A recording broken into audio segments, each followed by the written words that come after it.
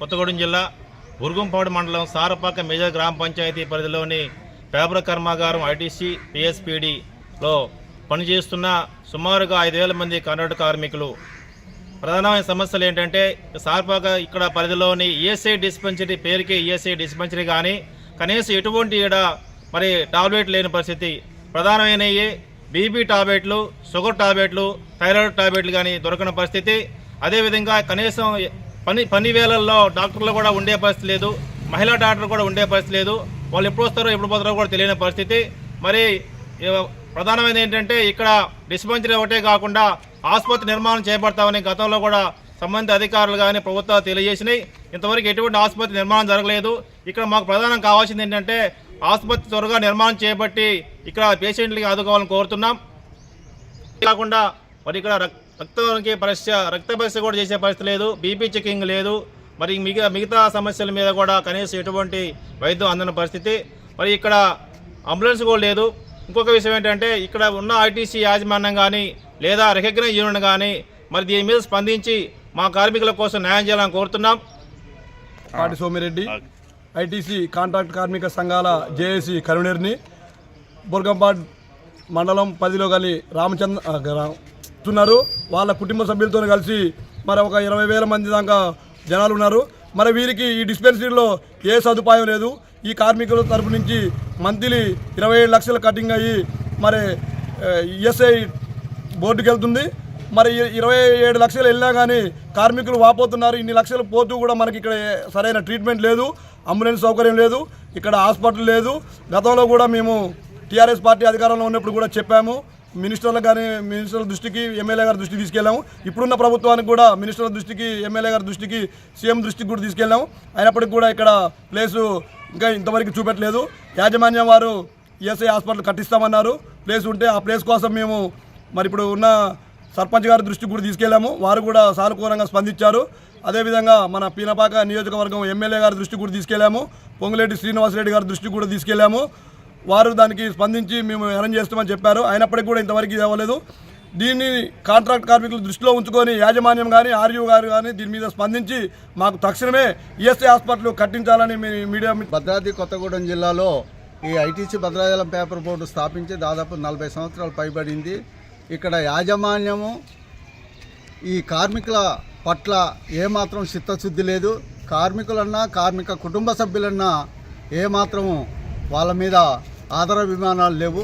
ఇక్కడ ఎంతో పోరాటం చేసి అప్పట్లో ఈఎస్ఐ డిస్పెన్సర్ కోసం మేము పోరాటం చేసి 2007లో ఇది ఇక్కడికి సారపాక తీసుకురావడం జరిగింది.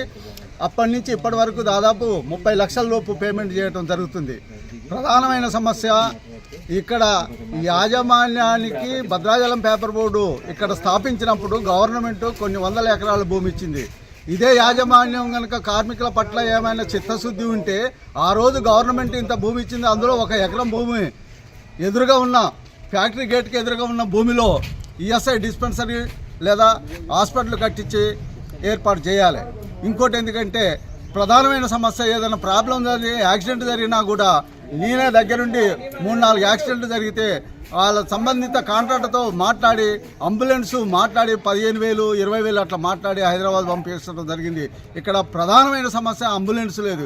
ఇంకొక ప్రధానమైన సమస్య ఏంటంటే రెఫరల్ హాస్పిటల్ లేదు. ఇది పెద్ద సమస్య. రెఫరల్ హాస్పిటల్ ఇవ్వకుండా ఇక్కడ ఏదైనా ప్రమాదాలు జరిగినా ఏదైనా మెటర్నిటీ డెలివరీ కేసులు ఏదైనా పోయినా కూడా బిల్స్ పెట్టుకుంటే మా దగ్గర ఉన్నది మీరు ఆ ప్రైవేట్ హాస్పిటల్కి ఎందుకు హైదరాబాద్ పోవాలన్నా వరంగల్ పోవాలన్నా ఏంటండి? ఈఎస్ఐ కార్పొరేషన్ చాలా తెలివిగా అడుగుతున్నారు. ఈ రెఫరల్ హాస్పిటల్ ఇవ్వలేదు, అంబులెన్స్ ఇక్కడ సౌకర్యం లేదు. ఇవన్నీ కూడా లేకుండా ఒక 2 లేడీ డాక్టర్లు ఉండేవాళ్ళు గతంలో. ఆ లేడీ డాక్టర్లు ఇక్కడి నుంచి తీసుకెళ్లారు. 2 జెంట్స్ డాక్టర్లు ఉండేవాళ్ళు. ఇక్కడి నుంచి వాళ్ళను వేరే చోటికి ట్రాన్స్ఫర్ చేశారు. ఈ సీనియర్ హెడ్ నర్సులు ఉండేవాళ్ళు, వాళ్ళని ఇక్కడి నుంచి ట్రాన్స్ఫర్ చేశారు.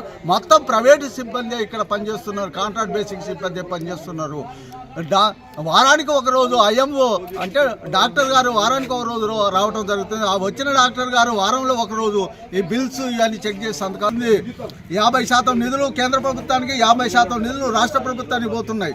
ఇద్దరు కలిసి దాదాపు ఈ 1.5 కాలం నుంచి మెడిసిన్ రావట్లేదని ఐఎంఓ సారపాక మరియు జాయింట్ డైరెక్టర్ వరంగల్ మరియు జోనల్ ఆఫీసరు హైదరాబాద్ ఈ మధ్య కాలంలో మాట్లాడితే నీకెందుకు ఒక 10 రోజులలో మెడిసిన్ వస్తాయని చెప్పాడు. ఇప్పటికీ 20 రోజులు అవుతుంది మెడిసిన్ రాలేదు. ఆయన నోడల్ ఆఫీసర్ చెప్పిన ప్రధానమైనది ఏంటంటే ఈఎస్ఐ కార్పొరేషన్కు సారపాక డిస్పెన్సర్కు తో పాటు ఈ తెలంగాణ రాష్ట్రంలో ఉన్న డిస్పెన్సర్లకు ఏవైతే మందులు సప్లై చేస్తున్నారో ఆ యొక్క సప్లై చేసే కంపెనీలకు దాదాపు 2 సంవత్సరాల నుంచి మేము ఈఎస్ఐ కార్పొరేషన్ వాళ్ళకు పేమెంట్ చేయట్లేదు కాబట్టి వాళ్ళు మాకు మెడిసిన్ సప్లై చేయట్లేదు అనే ఒక మాట మాకు చెప్పడం జరిగింది యూనియన్గా. మేము ఇది సమస్య.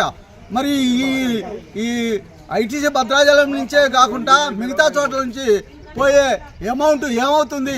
కుంభకోణాలు గతంలో వరంగల్ జాయింట్ డైరెక్టర్ ఆధ్వర్యంలో పెద్ద కుంభకోణం జరిగింది. మరి ఇప్పుడు ఏమైనా కుంభకోణం జరుగుతుందా? ఏమవుతుంది? నిధులన్నీ ఎక్కడికి పోతున్నాయి? రాష్ట్రంలోనే మెడిసిన్ కొరత ఎందుకు ఏర్పడుతుంది? డాక్టర్లు ఎందుకు లేరు? ఈ యొక్క స్టాఫ్లు ఎందుకు ఈ కేంద్ర రాష్ట్ర ప్రభుత్వాలు నియమించట్లేదని మీడియా ద్వారా మేము కేంద్ర రాష్ట్ర ప్రభుత్వాలని క్వశ్చన్ చేస్తున్నాం.